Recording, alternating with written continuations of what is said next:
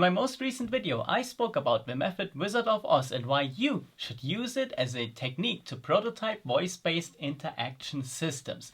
And today, we will go into the details whether voice-based interaction is something good or not.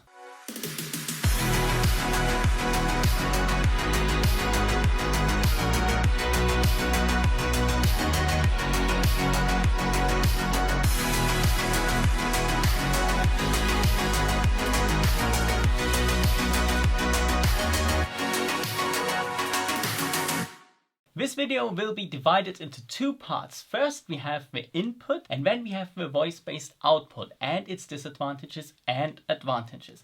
And to begin with the input and its advantages, we can say that voice-based input is something good because you have your hands free, you can do something else, you can type on your computer, you can be cooking or anything like that.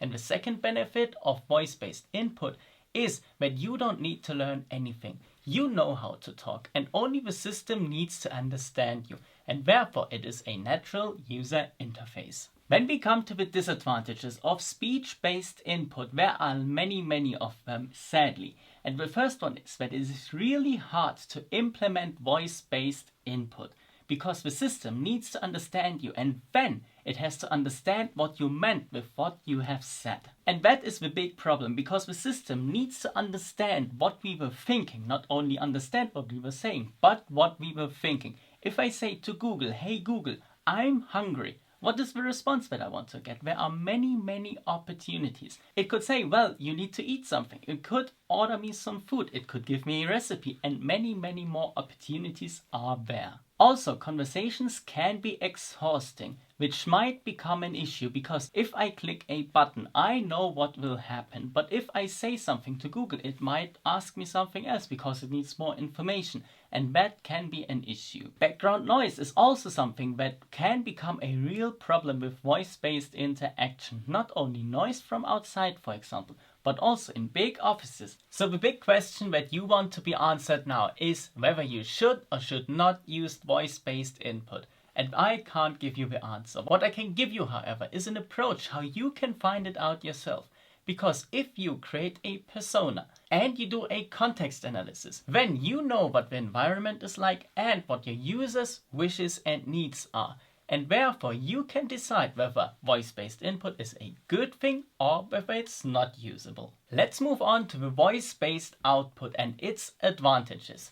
And there are also two of them again, because the first one is that you can do something else besides. You can listen and do something with your hands beside that, for example. And the second advantage is that you don't need to learn anything. Children can listen. They can understand the words that they are told, but they can't read, for example. So therefore, it is also a good opportunity for children to interact with a system and to receive output from it. And the voice-based output also has two disadvantages. And the first one is that everyone else in the same room can also hear that you are hearing. So privacy is something that you don't have if you actively talk to a system and it responds. Your current bank account status is not something that you want others to hear, probably. And therefore, this might be something that would not be useful with a voice-based interaction system. And the second downside is that it might be problematic in loud environments to understand the system. Overall, voice-based interaction, whether we talk about input or output, is something that we need to consider more and more because it is becoming more common and it is also more functional from time to time. However, we have to use it wisely because there are many significant disadvantages if we use it in the wrong context or with the wrong people. And therefore, it is challenging to introduce that system into our everyday lives.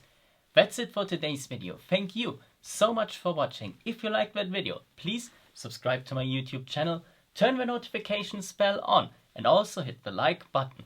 And I'll see you in the next video.